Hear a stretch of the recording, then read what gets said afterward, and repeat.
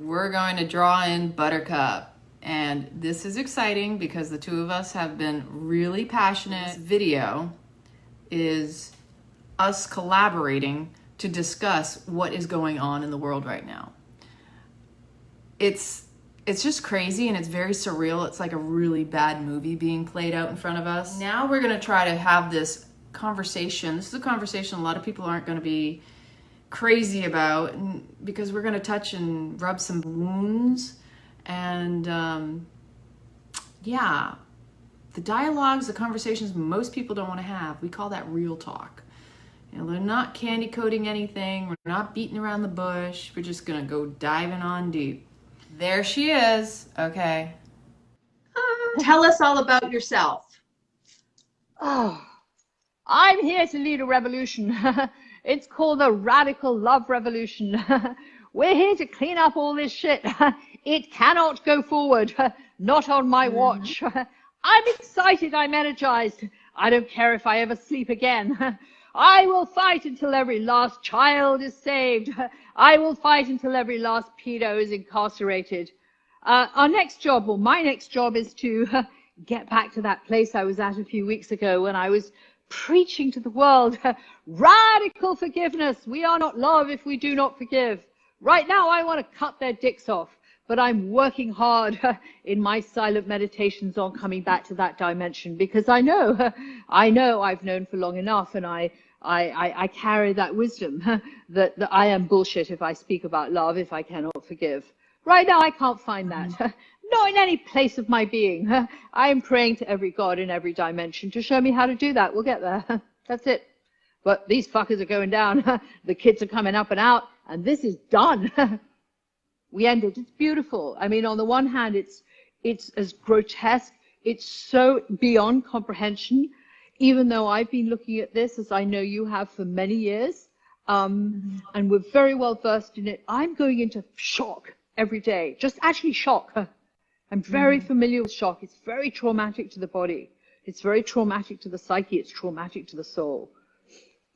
Especially when it starts bringing up, if you're unhealed, for anybody out there who has experienced any type of childhood trauma, this reawakens and puts you back in those times when it happened to you. If you have not healed yourself, you re-experience the traumas. And as I always say, it's if you don't feel it fully, lean into it and really get to the heart of the matter, the core, and do the inner child work, then you can't heal it. You got to feel it fully to heal it fully. You got to allow that energy to move through you to get rid of it. You can't, you got to like forgive yourself more than anything, because you didn't know any better. Children, I love that you teach this. This is the foundation of everything. And I love that you teach the self-forgiveness piece in this. I was teaching this earlier today in my group. You and I are completely in agreement with this. Nothing changes your life. Nothing moves the needle on anything as much as inner child work. Nothing. Nothing. Because we spend what we don't understand. Inner child work should be compulsory. Compulsory education for every human being. It's the design that we are. This is the human experience we're having. It's a game. You and I, all of us, we decided as souls to pop into the birth canal and forget. But we've taken on a contract to heal certain wounds. Am I rabbiting? I don't want to interrupt you, but I just feel so strongly about this. And between the ages of 0 and 7, or 7 something, somewhere between 0 and 8, each of us takes on what are called core wounds, inner child wounds. You can they're wounds, and just like a wound that you don't take care of, that you just keep putting bandages on top of, it gets more and more stinky and gangrenous. And they're wounds that you push inside. So what actually happens is you have a trauma as a child, and it's really, really critical here to understand. When we look at the trauma, we are not asking, is this traumatic from the perspective of an adult? So what I mean, and this is really important, it doesn't matter squat shit whether nanny was 10 minutes late to pick me up from school or whether daddy banged my brains out. Both of those experiences are mine. From the perspective of the child, if the child waiting to be picked up goes into a dimension or a story, a timeline, whatever you want to call it, goes into an experience where she's been abandoned and maybe she sees monsters in the shadows. If that's real for her, the trauma, the impact on the child is the same. It's not the same, but it can be equally impactful. That's really important. We can't say it's just rape victims, it's just the worst victims. Each one of us has come into this earth as a pure piece of God and so just divine and vulnerable. And then, bang, we're hit with something. Now, if we're allowed to experience and express that with rage and tears or whatever way and move it through our bodies, no harm done. But teachers, society, parents, everybody, siblings says, be nice, be quiet, be seen or not heard, hey, here's some candy. It's fucked up. And so what happens is little Johnny or little me gives away a piece of my soul, literally to another dimension. And then there's that hole in me that festers and keeps attracting situations and will continue to attract people, places, and things back to me until I go in and do the inner child work. So I get very passionate about this. It's like, I pray that every human being, if you do inner child work, I can fucking guarantee you no more suffering. No more suffering. I'm not going to tell you no more pain because we feel stuff. If you want to call it pain, that's great. It's an experience. You don't have to call it pain. We're all going to go through it, but you do not need to suffer. You need to go through small, unpleasant experiences that pass really quickly. Very, very true. And the thing is the child still resides in us, requesting our attention. Inattention is the absence of acknowledging that part of you that is always going to be a part of you that needs your attention, needs your consoling. The reparenting of that inner child is to go back and say, I'm here for you. Everything you didn't get, your needs are going to be met. I'm going to support you. I'm going to love on you. Whatever you need, you just let me know. I'm here for that. And most people feel funny about talking to themselves, but we're always talking to ourselves, whether it's conscious or unconscious.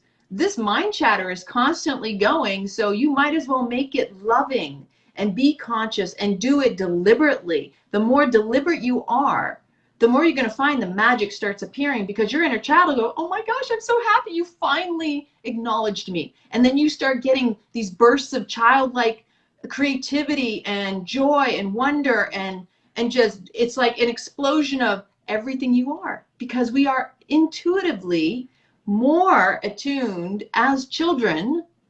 And that when we can carry that through a healthy existence and nurturing, because those ages from 0 to 7 or 8 are so important for the foundation. When we talk about the chakras, the root chakra, the sexual organs and all that, if your base chakra, your sacral chakra is fucked up literally, then it is going to mess up the rest of your life. So you need to be aware that from that point, if you had any form of trauma, any need that wasn't met, that in itself is crying out, because you got to go back to the root of everything. If you don't go back to the root, the rest is null and void and ineffective. So we have to work on that. Absolutely. And I'm going to jump in here. I love everything that you've said, Lana. And one thing that I've had a deep experience of this week, and it's something that I forget from time to time. So how do you know when to do inner child work? You know to do inner child work when you're triggered. How do you know when you're triggered? When you're having a disproportionate reaction. So you flip out, but everybody else in the room, if you were to go into their experience, or they would be in the experience with you, they might be like, what? But then they move on. They're not triggered. When you're triggered, you're dragged back into an experience. It's like you can't get out of it, okay? It's actually paralyzing you for a reason. And it's paralyzing you. It's literally stopping you. And so what Lana explored as a burst of creativity afterwards, this is actually the system. You are stopped in your tracks with your wounds. You literally can't do anything. So stop doing whatever you're doing. Feel your feelings. And if you don't know how to do this, just feel whatever you're feeling. Let's say you're feeling sad or angry. You're going to be feeling very sad and very angry. I guarantee it. All of those, all of the above. And feel it, but then just ask, Just say, I'm ready to let go of this. I am ready to never feel this again. And just know that that's good enough. Lana and I can lead you through a trillion practices, but you just have to intentionally trust and believe that you are releasing it, and just keep. Lana also made a beautiful point about leaning into the experience. That was a few paragraphs ago, as it were. But this is something I learned from sacred plant medicine, and it's something that I've really taken into my targeted healings when I'm not with plants. So I started drinking plants and taking plants like 30 years ago, in Africa actually, of all places. And I learned to invite the plant to just like drown me, flood me. And so it's like you have a feeling that comes on that feels sometimes not so great. And so what we do necessarily is we resist. Now I spent like 30 years trying to teach myself to stop resisting. It's not possible. You can't. You don't know you're resisting. So I flipped it and I said, hey, instead of turning off the resistance, let's turn up what we don't want and just kind of kill the resistance. And that's exactly what happens. So whether I'm going on a medicine journey and it's feeling like scary and I want to hold back, or whether, and that happens sometimes, and I'm not trying to scare anybody, but that happens sometimes with emotions, right? The guy sends you a text and suddenly like your stomach just like disappeared. You disappeared. That's what it feels like to me. I disappear. And that's actually what happens, because when you get hit with a wound, you actually go into that empty, lost soul piece. And that's why you feel lost and scared and stuck and paralyzed. And so you should just stay there. This is what God is showing you to do, to stay there, to sit with the feeling. And then when you're done with the work, then you'll get this burst of energy and inspiration and creativity, because we're waves. We're the cycle of the wave. But the one more thing I wanted to mention to you, which I forget sometimes, but I had a little reminder this week. So I was deep in a core wound. It's a childhood wound. It's a love wound. It's, you know, my mother used to tell me, no man will ever love you, you'll always be alone. And that was compounded by a bunch of other people. But it's kind of a story that's in my cells. It's everywhere in me. And so, you know, I'm in my relationship now, and my lover started ghosting me again. And this has been an experience of mine. And so I said to myself, he's ignoring me. What is he showing me? Because he, or the outside, is always only a reflection. And so if he is ignoring me or ghosting me or whatever he's doing, then I am doing that to me. Because I sat in a place last week where I was like, no, it's not inner child. I know it's not. I'm not in my wound. No, I've healed all that. You know, Lord Shiva told me it's done. I've done years of inner child. And I was shown at the beginning of COVID, whatever you think you've healed, we're coming back with deeper layers. And I didn't listen. And I sat and I cried for 10 days, like 10 hours a day. I thought the wound was going to kill me. Honestly, this was a few days ago. And now I've spent a long time healing it, deep work. I don't know what the wound is. I can't find it. I can't remember it. It literally doesn't exist. That's how magic this work was. This work is you rewrite the past, you rewrite the future. It's fun. Yeah. Shall we come to what the fuck is going? This is juicy, but should we talk about what's going on now? Well, I mean, we can segue into it, especially because that's what the core is what.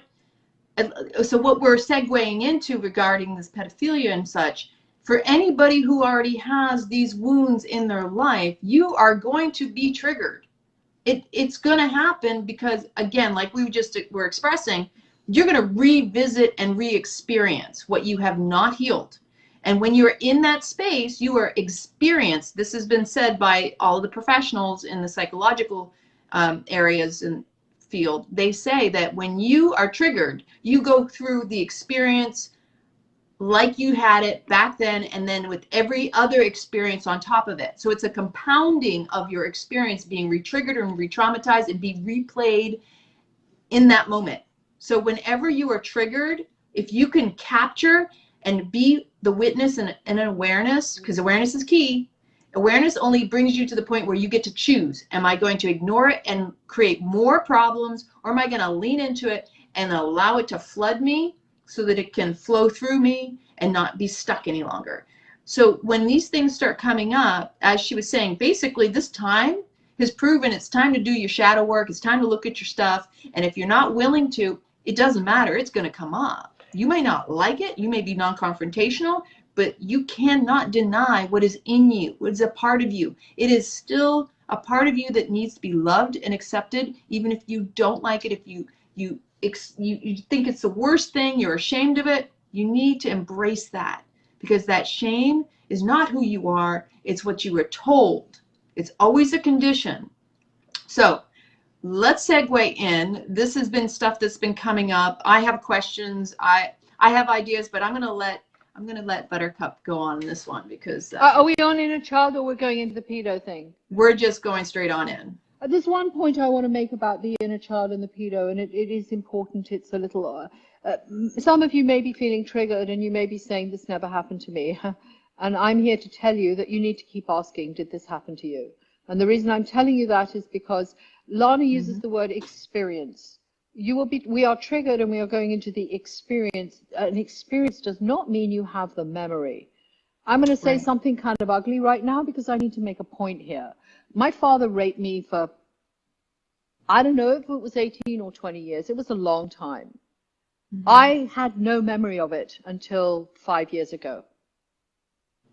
What your memory, what you actually can access, is such a small piece. It's kind of irrelevant. You need to go into this emotionally, and then you need to learn to trust what you feel. You will be shown the memories that you need and not the memories that you don't. And I know why I don't have a memory. Honestly, it's so I can help those of you out there who also don't have a memory. And the other point I want to make is, if you're watching us, you're a big badass soul. You came here to do huge stuff. And so when you're healing for yourself, you're not just healing for yourself. You're healing for the collective. And let's actually just cover what COVID is about. We're coming into the new earth. This is a pause where we get to heal all this karma. And so whatever else you think you've been doing since the middle of March, or whenever it was we went into this crazy scenario, we are in full-on 24/7 shadow work, dirty work, whatever you want to call it, past life regression, inner child work. And that's the only way we carry this planet into the 5D. And if you just jump into this work, you will guarantee a ticket for yourself into the awakened, better, good God world. That's it's the magic carpet for you. Do this shit. Yeah, because then we get to experience all the illusion is that we can't heal ourselves, that we don't have these gifts. But the truth of the matter is, we have been dampened, suppressed and repressed, whatever you want to call it. There's technology that is beyond your mind's imagination. I'm serious. Like, you think it's about the power of manifestation.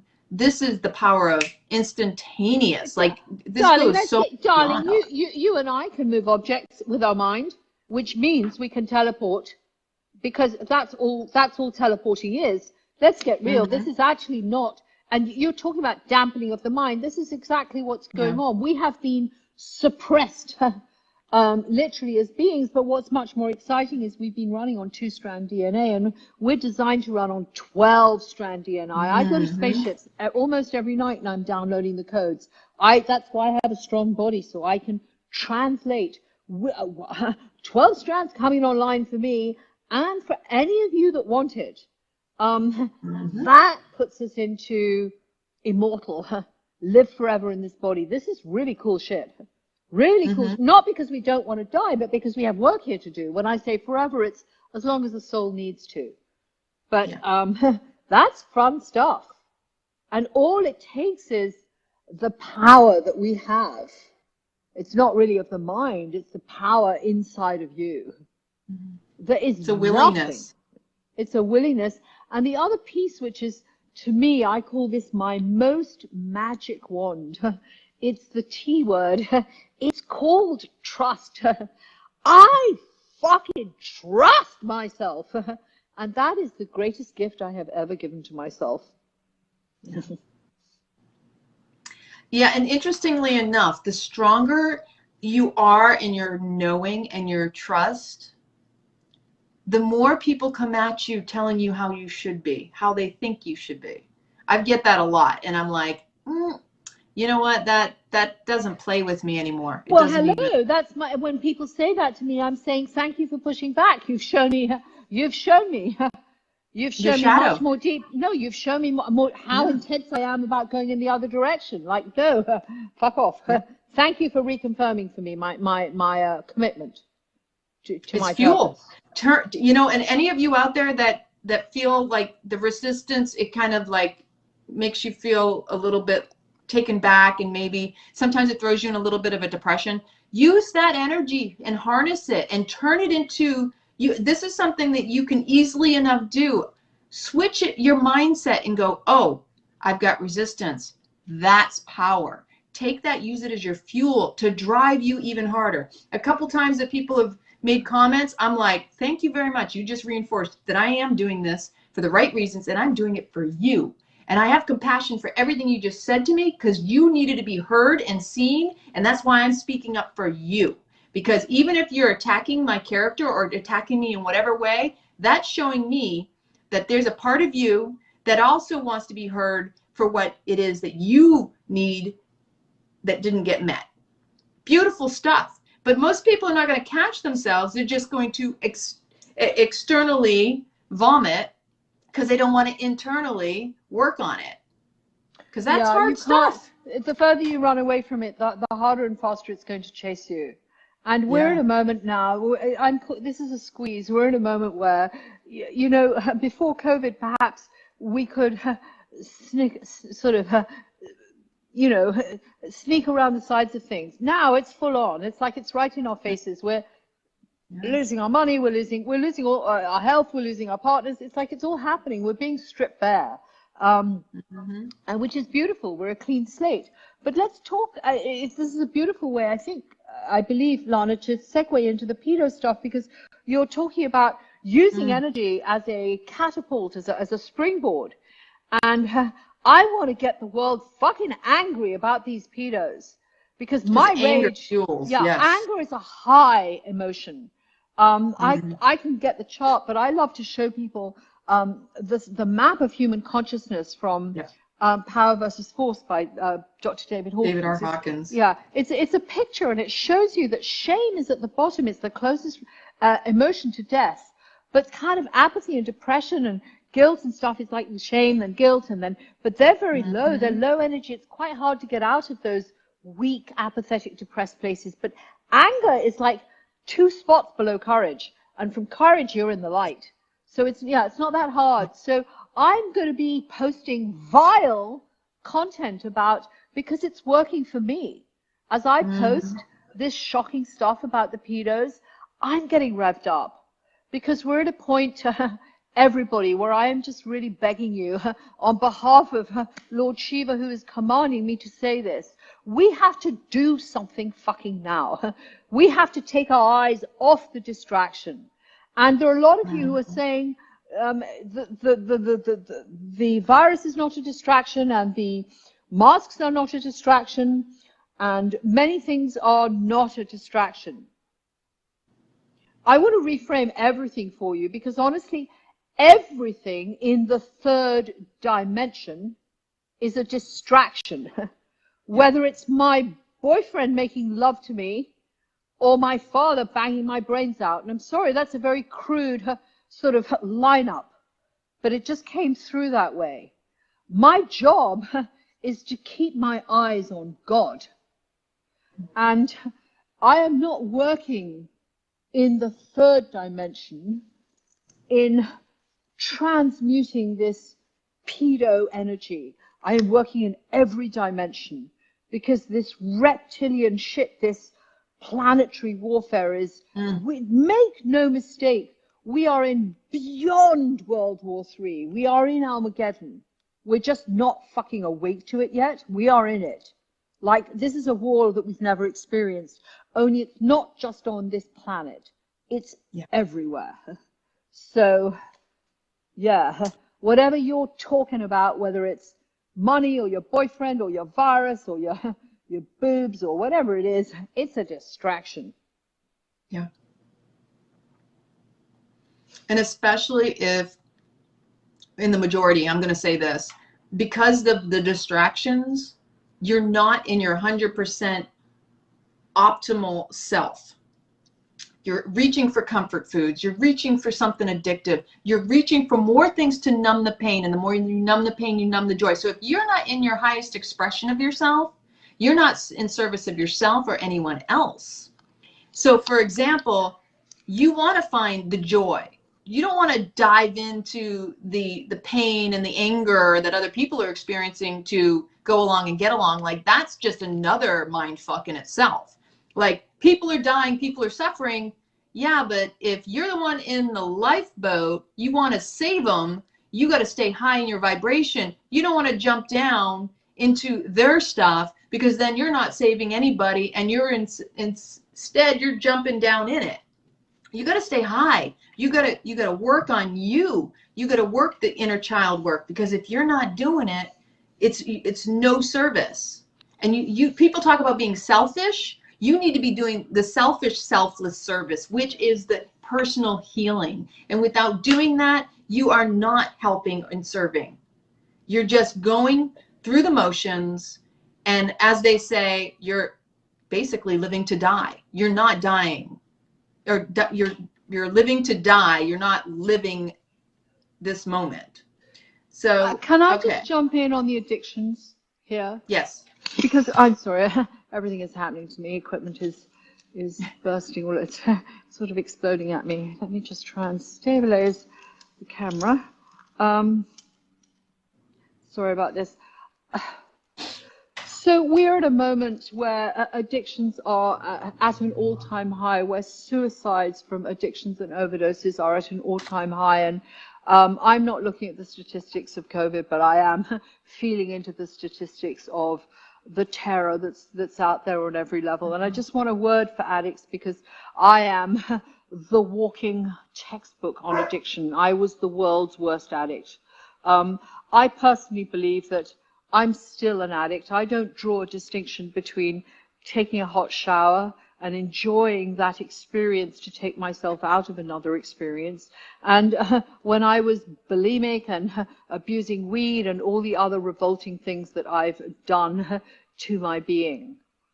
But so we are always going to be reaching for coping mechanisms, and I just want addicts to know that from where you stand, it is fucking terrifying, because you can't see the higher level of consciousness. And as Einstein told us, we can't change a problem from the same level of consciousness. So if you're out there and we're triggering you, and we probably are if you're an addict, because you're in your head saying, I fucking want to stop it and I don't know how. I can't.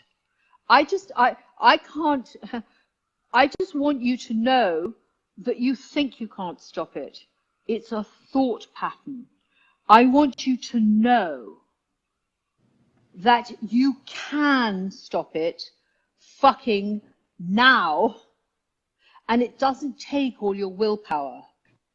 It takes actually letting go of the resistance, because you are being held right now in a beautiful magic sacred space where you are being asked to just allow this to be released from you. And all you have to do is take this sacred moment and consent. And I cannot describe to you the shift in consciousness from where I used to be, which was I'm some kind of a filthy animal that can't control my own cravings, so that I actually end up with my head down a toilet. I couldn't even understand what I did to myself. It just, and I was so ashamed of what I did, I couldn't even reach out for help. I mean, it's really bad. But then you have a moment, and I'm telling you guys, it's a moment. The switch flips, and you're like, why did I do that? I don't need to do that anymore. Mm-hmm. And so there's a lot of solutions out there for addicts. Just don't be hard on yourself. If you end up with your face in a bottle or whatever it is, so be it. God's not punishing you. You're punishing you. And just, Amen. You know, Lana said acceptance. This is my thesis. Oh, Lana said awareness, but my thesis is awareness, meaning I see it, plus acceptance, meaning this is what it is, equals enlightenment. Now, I've been studying and teaching spiritual stuff for more than 4 decades, and I used to think enlightenment was something was like you could never get to. Guess what? See where you're at, accept where you're at, and just say, hey, this is where I am, and you are an enlightened being. You are wiser than Buddha. Lana, tell me, is this enlightenment? Enlightenment is essentially knowing where you're at and accepting and embracing it and being with it. Yeah. Like I say, it's not about always feeling good. It's about getting good at feeling. And so if you notice what you're feeling and you're leaning into that and you're going, this feels really icky, but I'm just going to sit with it because, well, you know, avoiding it hasn't worked. So why not lean into it instead of running away from it, you know, because like you just said, everywhere you go, there you are. I mean, essentially, no matter what, typically we have patterns and we can run away. That was one of my old patterns. The more you run, the more you're there. There you are, you know. So it doesn't serve. Try something new. You got to try something new. What's it going to do? What's the worst that's going to happen? You're going to have a different experience. And the mind gets stuck on the idea that it's trying to protect you because that's what it's there to do. It's there to serve you, take care of you, but it only goes based off of past experiences. What is familiar? What is known? It can't know what it doesn't know. Survival. Yeah. So anything you're doing, any type of thinking process you're doing, you cannot access magic. You cannot access manifestation. You're kind of a useless human being. You've basically gone back to like crawling around as opposed to getting up and actually leaving your home. You've gone back to just you're not functioning when you're thinking. And do I sound nuts? Yes, I sound nuts. But if yoga teaches you one thing, it's to stop the stinking thinking. Thinking will never get you out of any situation. It'll just take you down a spiral until you're worse and worse and worse. You know, one of the teachings of Kundalini Yoga, and it's so true, and most people will still try to do it, but when you're emotional, you're irrational because you are no longer present. You are where you were in the trauma, like I said earlier. You are re-experiencing it, so you're not in your rational mind. You are in your emotional mind, and every time that in itself, if you're not willing to sit through that, you're not going to be able to make logical, rational decisions. You're going to act out based on the coping mechanisms that you learned from those early ages to get those needs met, because of what you're reaching out for is to soothe that pain that you have not addressed. And so it boils down to, you need to recognize, okay, I'm in an emotional state right now.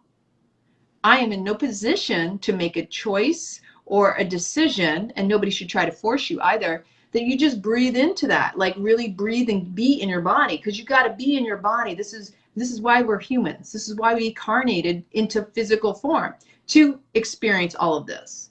We're not here to just be airy-fairy. There's a lot of people in spiritual community that are all, oh, it's okay, this too shall pass, and you know, the spiritual bypassing that I see sometimes, it pisses me off, because people will dismiss my feelings when I express and I'm owning them, And I'm like, whoa, whoa, whoa, no, no, no, no. You did not do that to me just now. I disapprove and do not condone people turning around and saying, oh, it's okay, it's such and such, it's, you know, and then trying to make an excuse for my feelings because they don't feel comfortable. See, that's what that is. That's a triggered shadow. That's a passive aggressivity that tends to happen a lot where people don't own their own stuff, so they dismiss yours. But I'm good in myself, so that when I do feel something, I am the first one to say, listen, I'm good with where I'm at. You don't need to excuse it. You don't need to say anything. I'm just telling you, this is where I'm at right now. I'm just owning it. That's important. That's really important. And that's very powerful because you always have a choice. You might not always make the best choice, but you still can be empowered to choose.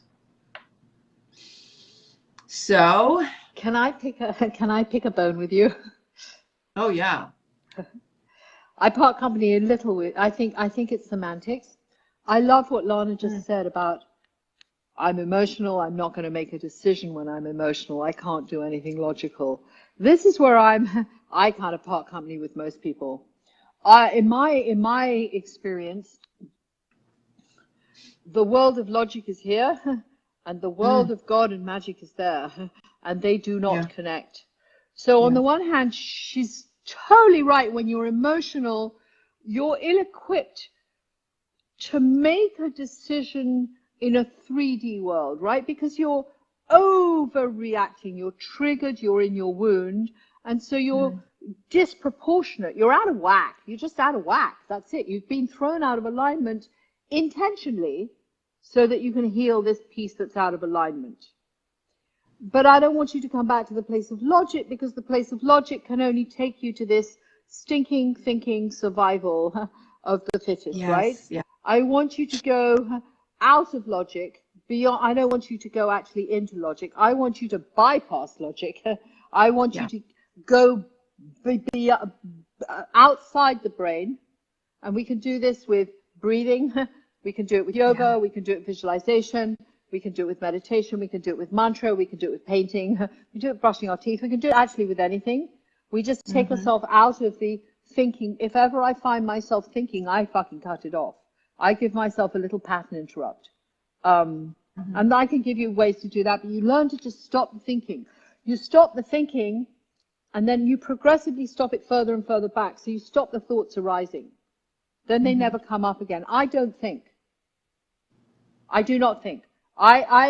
Thinking for me is useful for assembling a piece of IKEA furniture, and I pray to every God in every dimension that I never have to do that. I don't think. I swear, my life is set up in a way that I don't do anything that requires thinking at all. I don't drive, I don't cook, I don't think. I do not think. I delegate everything that requires thinking. I live in the realm of magic. And if you ask me to think about something for too long, I get fucking cranky because I leave my body. Literally. I'm not meant to be thinking.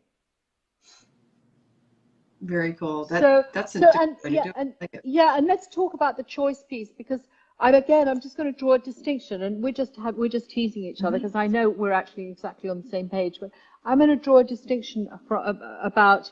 I'm going to go back to where you said when you're in an emotion, you have no choice. Yes, you have no choice but to feel that emotion. You have, because that's really, you're being stopped. You're being like, God is saying, halt. Here's a moment in time when you are finally now ready to heal this shit. Let go of it. It's beautiful and it's easy. And so you're not equipped to make a choice about, I don't know, when to pick up your kids from school, buying a printer, something 3D. You're not equipped to make a choice about that. You need to put those decisions on hold, where to invest your money or whether to sleep with the guy, whatever it is. I'm not in that place at the moment. But there is a choice. When you're deep in emotion, there is a magnificent choice. It's my favorite choice of all. I call this choice Christ consciousness. You know me, I'm going to come back to Christ consciousness always. Because your emotions are your communications with God. They're your way your soul talks to you. And so every time you're in an emotion, you get to blow up this emotion and have more of it, or you get to transmute it, right? So I do have a choice. When I'm in deep dark shame about what a vile, awful human being I am. I sit there, God paralyzes me, God gets me stuck there. I can't really move around and get on with my 3D stuff. I can't write my books and do my stuff, okay? Because it's like I'm obsessed with whatever the wound is. But emotionally, there's a choice.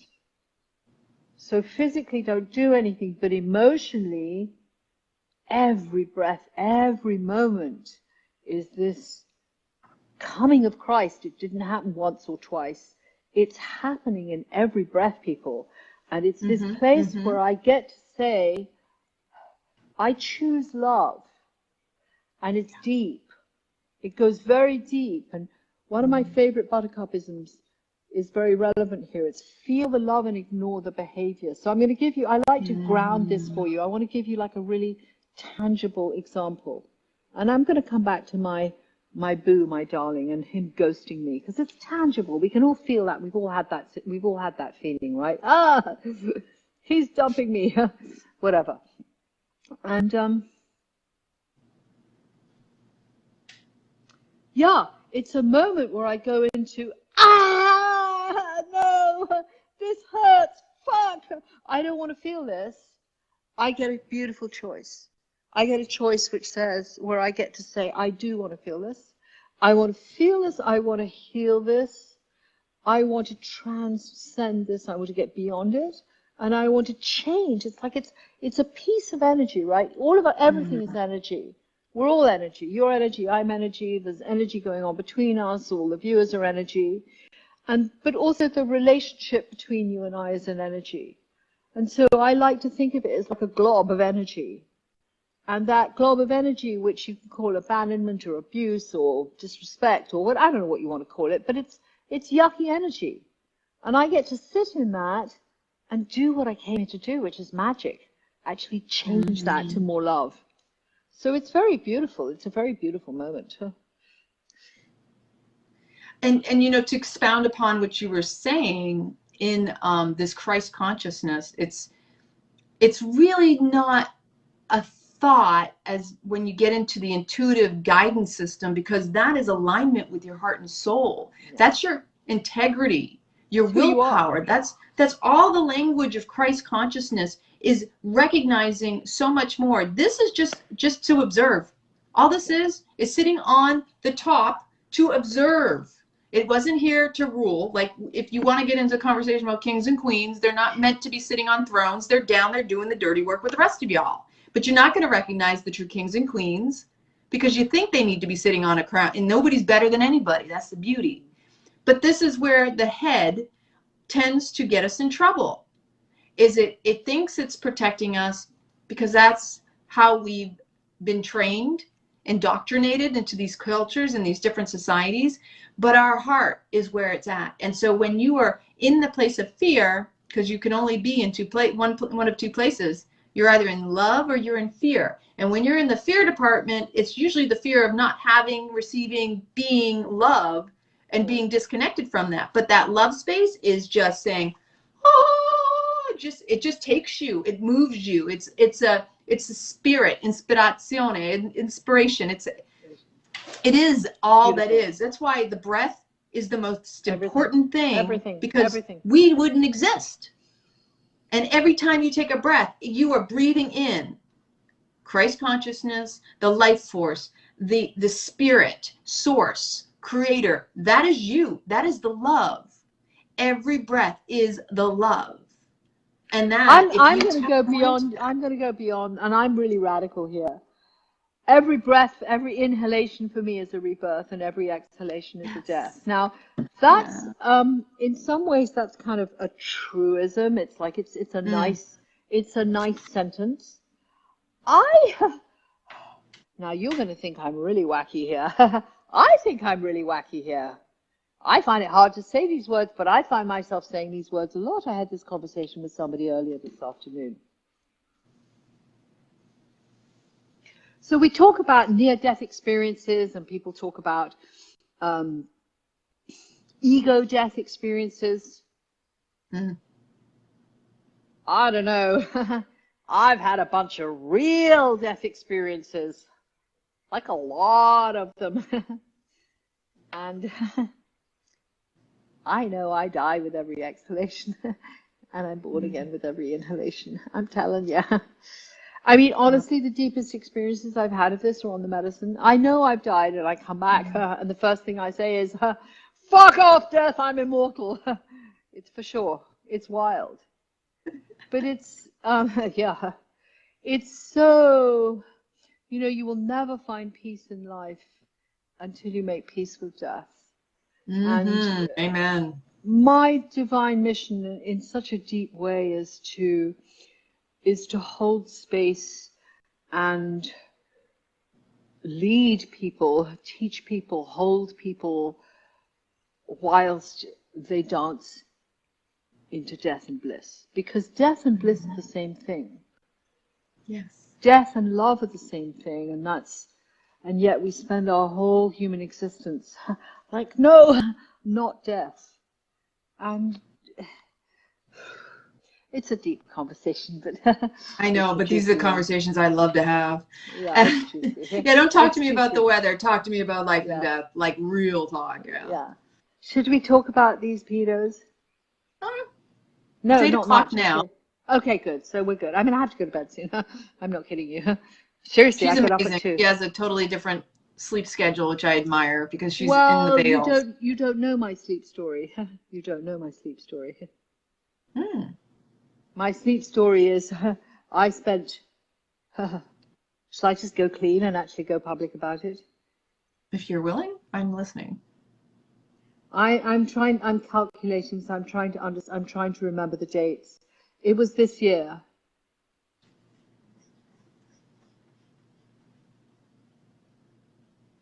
It was the end of February this year. I came back from a trip in California about the 28th of February. And that night I slept for the first time ever in my life. I had never slept more than 45 minutes in my life, ever.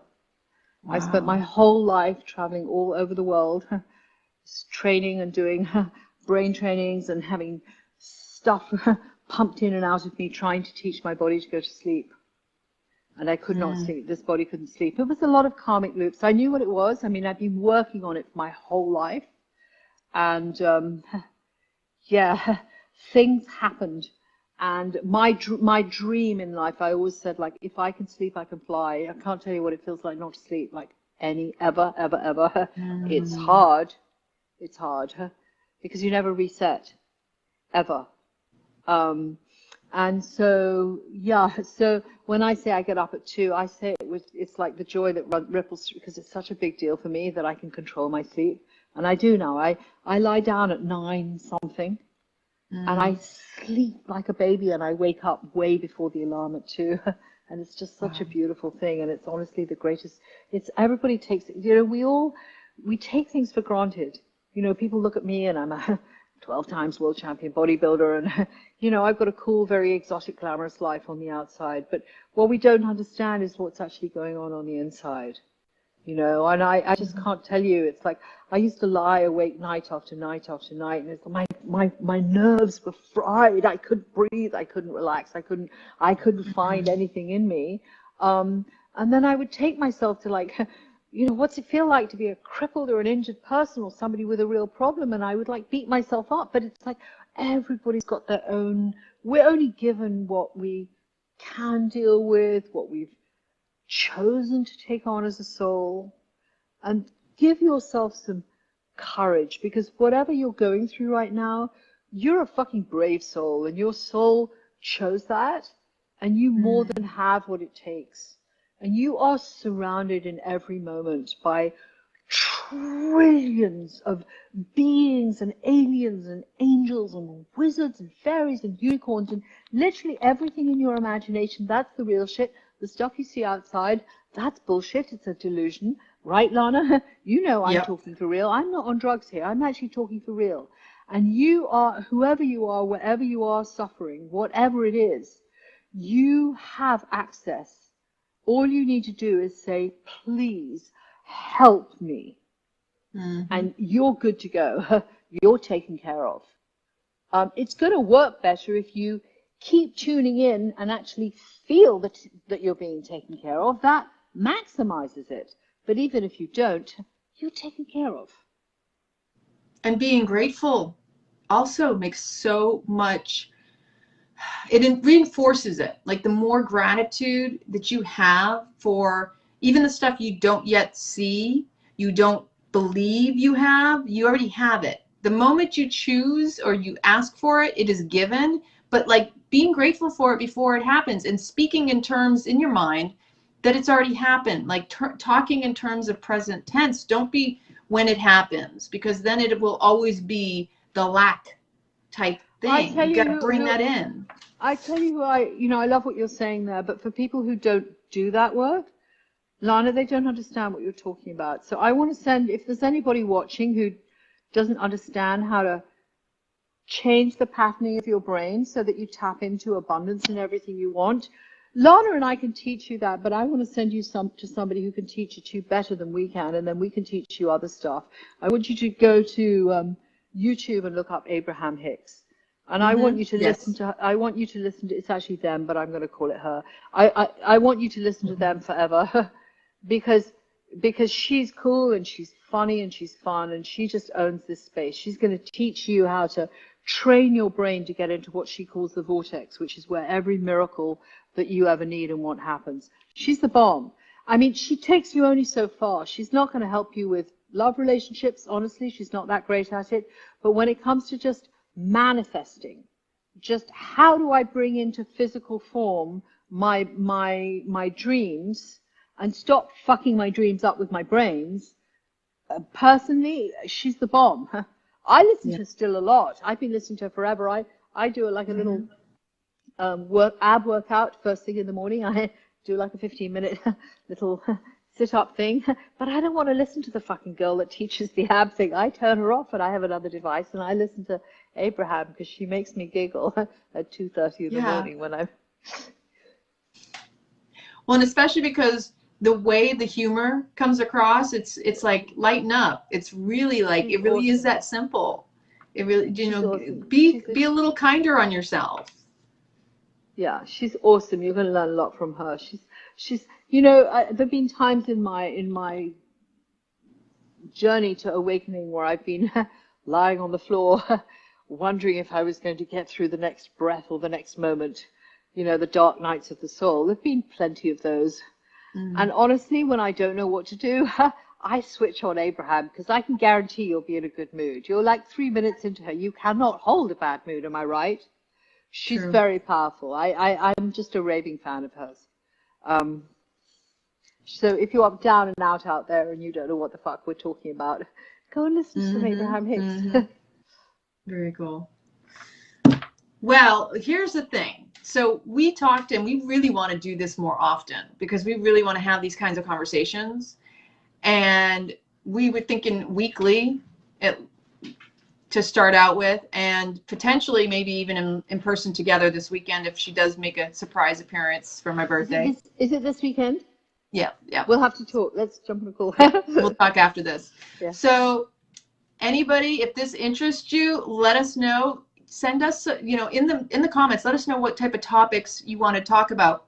We didn't get to the stuff we were going to touch upon, but that's okay because there's plenty of time for that.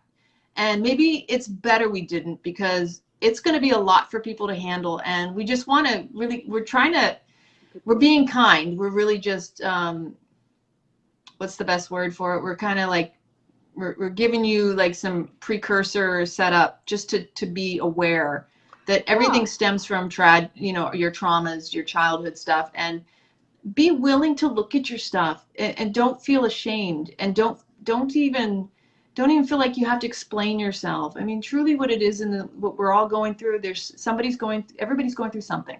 That's the bottom line. But you need to be kinder on yourself and not compare yourself.